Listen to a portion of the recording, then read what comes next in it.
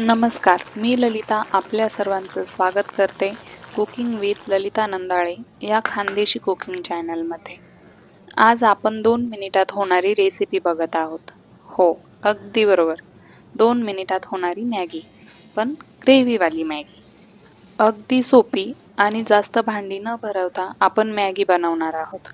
Maggi वेगळी शिजवून shallow fry करण्याची आवश्यकता नाही, म्हणून जास्त भांडींचीही आवश्यकता नाही. चला तर मग रेसिपी सुरू करूया. एका कढाईमध्ये तेल घालून घेऊया. तेल गरम झाल्यावर छोटा अर्धा चमचा जिरे घालून घ्यायचे आहे. जिरे तडतडले की 1 चमचा बारीक केलेला लसूण घालून घ्यायचा आहे. त्यानंतर मीडियम साईजचा अर्धा कांदा कट करून घेतलेला आहे. कांदा तुमच्या आवडीप्रमाणे कट करून घ्यायचा आहे. तुम्ही हवं तर बारीक कट करून घेऊ शकतात.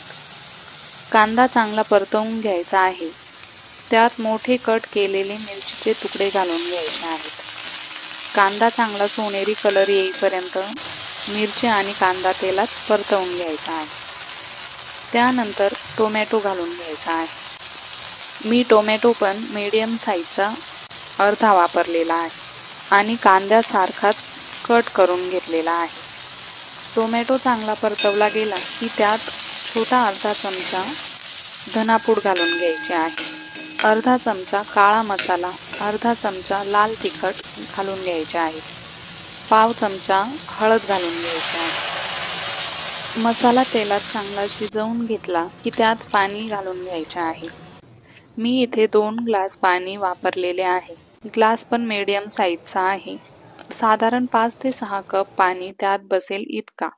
चवीनुसार मीठ घालून घ्यायचे आहे. पाण्याला उकळ आली की त्यात मॅगी घालून घ्यायची आहे.